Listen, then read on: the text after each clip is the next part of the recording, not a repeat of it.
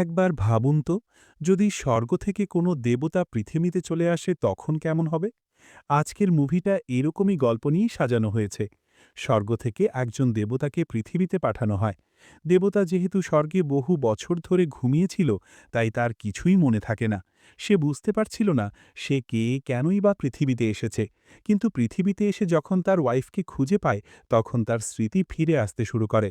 চলুন বন্ধুরা, দেখে নেওয়া যাক একজন দেবতা কিভাবে মানব সমাজে মিশে যায়। মুভির শুরুতেই স্বর্গের একটি দৃশ্য দেখা যায়, যেখানে পাহাড়ের ওপর একজন মঙ্ক উঠে যাচ্ছে।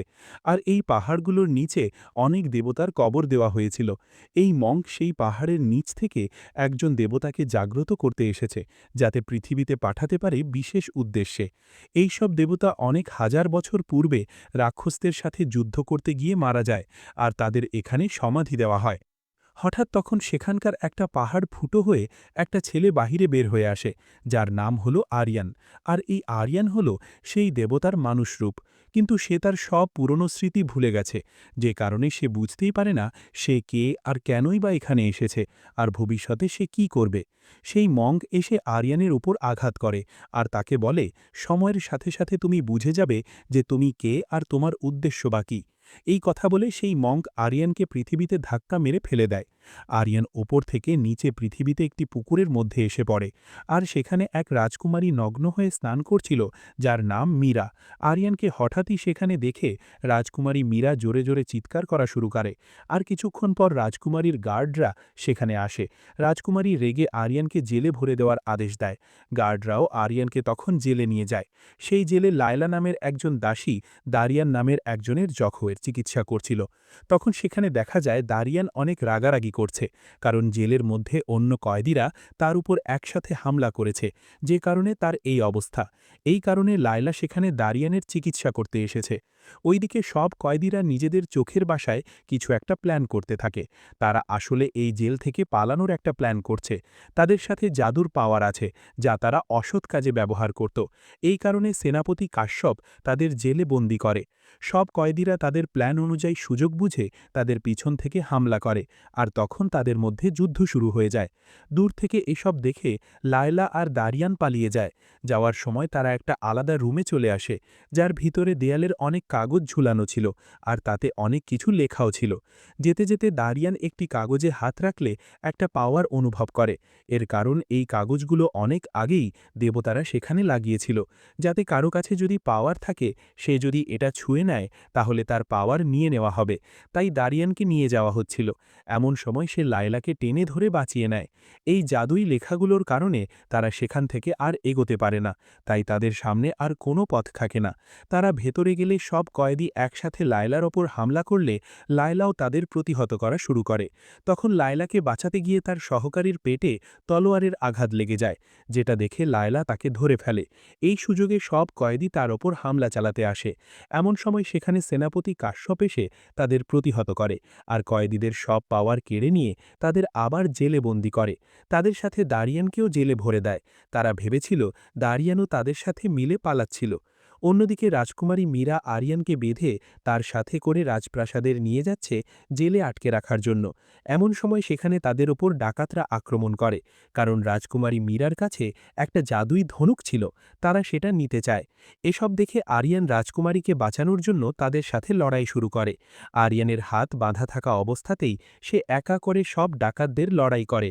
এমনভাবে আরিয়ান আর একা যুদ্ধ করতে পারছিল না।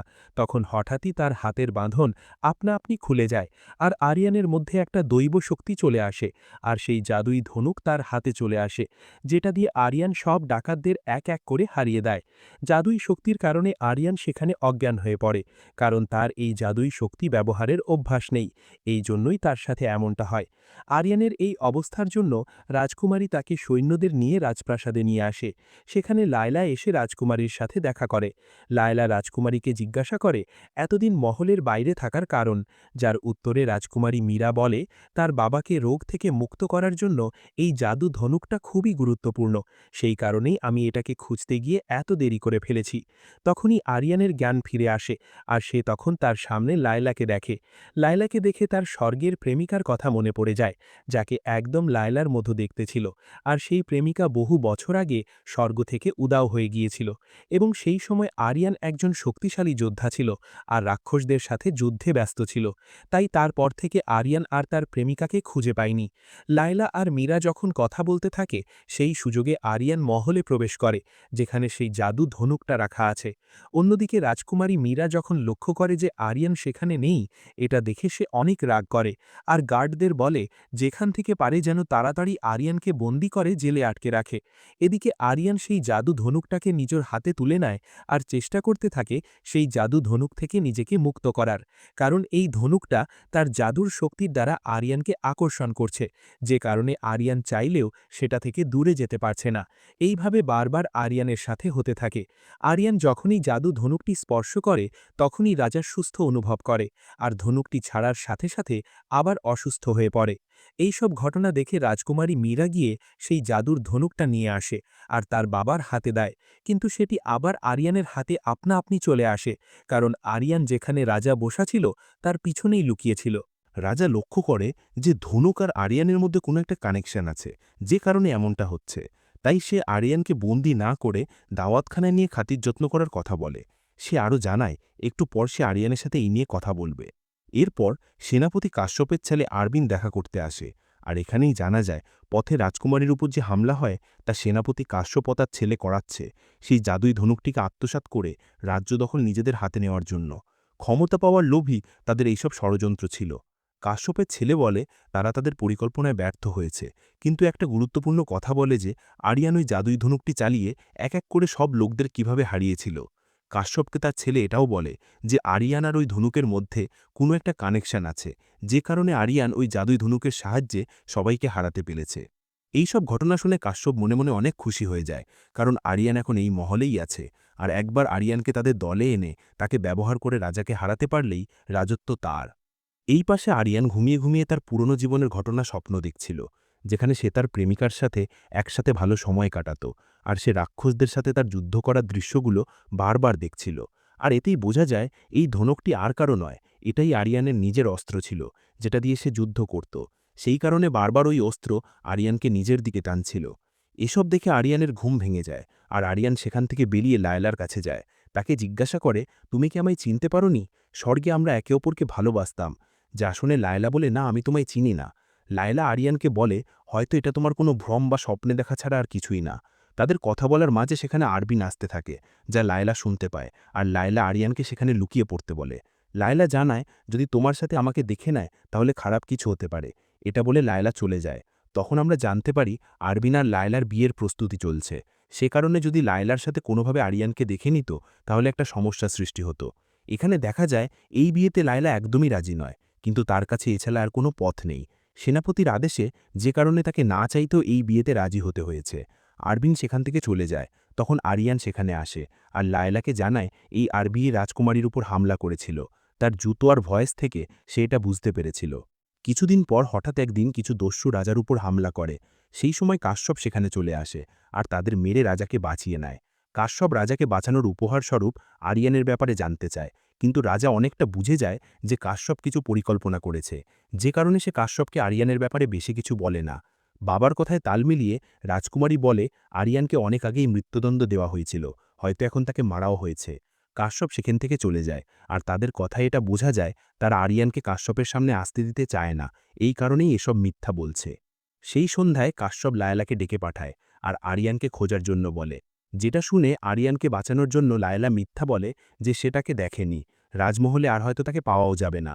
লায়লার কাছ থেকে এসব শুনে কাশ্যপ অনেক রেগে যায়, আর লায়লাকে বিয়ের জন্য তৈরি হতে বলে সেখান থেকে চলে যায়। লায়লা বারবার বিয়ে ভাঙতে চাইলেও সেনাপতির সামনে সে কিছুই বলতে পারে না, সেই সাহসটা লায়লার হচ্ছিল না। অন্যদিকে রাজকুমারী আরিয়ানের মাথায় আঘাত করে তাকে অজ্ঞান করে জেলে নিয়ে যায়, আর সেখানে আটকে রাখে। রাজকুমারী যখন সেখান থেকে যাচ্ছিল, তখনই আরিয়ানের শিকল আপনা আপনি খুলে যায়। তাই সেখান থেকে পালানোর জন্য সে রাজকুমারীকে জিম্মি করে। এই সব দূর থেকে এক সৈন্য দেখে সেনাপতি কাশ্যপকে সবটা জানায়। যা শুনে কাশ্যপ খুশি হয়ে যায়, কারণ সে এমনটাই চেয়েছিল। এরপর কাশ্যপ সেখানে যায় আর আরিয়ানকে এমন একটা জেলে আটকে রাখে যেখান থেকে পালানো একেবারেই অসম্ভব। এই জেলে আসার পর আরিয়ান সেখানে দারিয়ানকে দেখতে পায়। দারিয়ান যখন আরিয়ানকে দেখে, সে সাথে সাথে আরিয়ানকে চিনতে পেরে যায়, কারণ স্বর্গে যখন রাক্ষসদের সাথে আরিয়ান যুদ্ধ করছিল তখন দারিয়ানও দেবতাদের পক্ষ থেকে রাক্ষসদের বিরুদ্ধে যুদ্ধ করে। এই কারণে দারিয়ান আরিয়ানকে ভালো করে চেনে এবং আরিয়ানের পাওয়ার আর তার শক্তি সম্পর্কেও জানে যে আরিয়ান কত শক্তিশালী। কিছুদিন পর দেখা যায় লায়লা বিয়ের জন্য তৈরি হচ্ছিল, কিন্তু তখন সে আরিয়ানের কথা ভাবে। এই কারণে লায়লা সেনাপতি কাশ্যপ বা অন্য কাউকে না জানিয়ে জেলে চলে যায় আরিয়ান ঠিক আছে কিনা সেটা দেখতে। লায়লা সিদ্ধান্ত নেয় আরিয়ান আর দারিয়ানকে সে সবার থেকে লুকিয়ে এখান থেকে বের করে নিয়ে যাবে, কিন্তু তাদের বের করে দিলেও লায়লা নিজে যায় না। এটা দেখে আরিয়ান একটু কনফিউজ হয়ে যায় যে কেন সে তাদের সাথে না এসে একা সেখানে রয়ে গেছে। যেটা শুনে দারিয়ান আরিয়ানকে বলে, আজ লায়লার বিয়ে, হয়তো সে কারণে আমাদের সাথে আসেনি, আর সে এই বিয়েতে রাজি নয়, যে কারণে আজ সে এমন অদ্ভুত ব্যবহার করছে। এই কথা শুনেই আরিয়ান ঠিক করে নেয় সে কিছুতেই এই বিয়ে হতে দেবে না, যে কোনো উপায় মহলে গিয়ে সে এই বিয়েটা আটকাবে আর লায়লাকে এখান থেকে বাঁচিয়ে নিয়ে যাবে। আরিয়ান মহলে ঢুকে পড়ে আর দেখে বিয়ে শুরু হয়ে গেছে। সেটা দেখে সে বুঝতে পারে এখন যুদ্ধ করা ছাড়া সে এই বিয়ে আটকাতে পারবে না। তাই আরিয়ান সেখানেই মারপিট শুরু করে। এটা দেখে আরবিনও রেগে গিয়ে আরিয়ানের সাথে যুদ্ধ করতে থাকে, যেটা এক ভয়ঙ্কর রূপ নেয়। কিন্তু এখানে সবার মধ্যে আরিয়ানই বেশি পাওয়ারফুল, তাই যুদ্ধের এক পর্যায়ে গিয়ে সে আরবিনকে মেরে ফেলে। বিয়েতে বরের মৃত্যু হয়, বিয়েটা আর হয় না। সেই রাতে লায়লা আরিয়ান আর দারিয়ানকে নিয়ে একটা ঘরে যায়। সেখানে রাখা একটি বই এনে বলে এতে কাশ্যপের ব্যাপারে অনেক গুপ্ত কথা লেখা আছে, আর ওই বইটা খুলে তারা পড়তে শুরু করে। যেখানে তারা দেখে কাশ্যপ চায় অনেক শক্তি এক করে এই পৃথিবীকে নিজের দখল করে নিতে, আর এই শক্তি পাওয়ার জন্যই সে সবসময় সেই সকল মানুষদের জেলে বন্দি করত যাদের ভিতরে ম্যাজিক্যাল পাওয়ার আছে, যারা সুপার পাওয়ার নিয়ে বিভিন্ন কিছু করতে পারে। অন্যদিকে কাশ্যপ তার পরামর্শক অশ্বত্থের কাছে আসে, কারণ কাশ্যপ চায় অশ্বত্থ যেন তার পাওয়ার ব্যবহার করে তার ছেলেকে আবার বাঁচিয়ে তোলে। আর এখানেই জানা যায় অশ্বত্থের কাছে আছে এক ভয়ঙ্কর পাওয়ার, যার দ্বারা সে যা ইচ্ছা তাই করতে পারে। আর এই অশ্বত্থ কাশ্যপকে বলছিল যেসব মানুষের মধ্যে পাওয়ার আছে তাদের বন্দি করতে, যাতে পরে সেই শক্তি তারা নিজেদের কাজে লাগাতে পারে। কিন্তু এইবার সে কাশ্যপকে সাহায্য না করে নিজেই তাকে মেরে ফেলে। এরপর আরিয়ান, লায়লা আর দারিয়ান আসে কাশ্যপের কাছে, কারণ তারা সেনাপতি কাশ্যপের পরিকল্পনা জেনে ফেলেছে। এখানেই জানা যায় অশ্বত্থ একটা পুজোর মাধ্যমে সমস্ত শাহী পাওয়ার একসাথে করতে চায়, যার থেকে সেই সব শক্তি নিজের মধ্যে নিয়ে সর্বশক্তিমান হতে পারে। আর এটা আরিয়ান খুব ভালো করে জানে, এই শক্তি অর্জন করে অশ্বত্থ অমর হতে চায়। কিন্তু আরিয়ান, দারিয়ান আর লায়লা ঠিক করে পারা অশ্বত্থের এই উদ্দেশ্য কখনো পূরণ হতে দেবে না। কিন্তু অশ্বত্থকে আক্রমণ করলে খুব সহজে সে তাদের সবাইকে নিজের ভয়ঙ্কর শক্তি দিয়ে হারিয়ে দেয়। এরপর অশ্বত্থ রাজার কাছে আসে আর বলে কাল একটা পুজো করতে হবে, আর সেটা করলে আপনি পুরোপুরি সুস্থ হয়ে যাবেন। রাজা এই জাদুর সম্পর্কে না জেনেই সুস্থ হওয়ার জন্য অশ্বত্থের বলা সেই পুজো করানোর জন্য রাজি হয়ে যায়। পরের দিন সকালে রাজা আর রাজকুমারী সবাইকে নিয়ে সেই পুজো শুরু করে। যেখানে কি ঘটতে চলেছে তা কেউই জানে না। যখন পুজো শুরু হয় তখন সব শাহী মানুষের পাওয়ার অশ্বত্থ নিজের ভিতরে নিয়ে নেয়, আর সবার পাওয়ার অশ্বত্থের ভেতরে চলে আসায় তারা সবাই সেখানে অজ্ঞান হয়ে পড়ে যায়। সেখানে তখন আরিয়ান আর দারিয়ান আসে, আর দারিয়ান তাকে থামাতে নিজের পাওয়ার ব্যবহার করে এক বিশাল বড় সাদা ড্র্যাগনের রূপ নেয়। আর এইদিকে আরিয়ান তার জাদুই অস্ত্র নিয়ে যুদ্ধের জন্য রেডি হয়। তারপর আরিয়ান আর দারিয়ান একসাথে অশ্বত্থের সাথে লড়াই করে তাকে হারিয়ে দেয়। অশ্বত্থের মৃত্যুর সাথে সাথে সব লোকজন তাদের আবার প্রাণ ফিরে পায়, সাথে সাথে তাদের নিজেদের পাওয়ারও ফিরে আসে। এরপর আরিয়ান, লায়লা আর দারিয়ান সেখান থেকে চলে যায়, আর আবার আরিয়ানের সব ভুলে যাওয়া স্মৃতি ফিরে আসে। সে এখন জানে সে আসলে কে, আর কোথা থেকে এসেছে এবং কি উদ্দেশ্য তার। এই সুন্দর দৃশ্যের মধ্যে দিয়ে মুভিটি এখানে শেষ হয়ে যায়। বন্ধুরা, এমন এমন জাদুর শক্তি তোমাদের কাছে থাকলে তোমরা কি করতে? কমেন্ট করে বলে যাও। আর কেমন লাগলো অবশ্যই কমেন্ট করবে। ধন্যবাদ।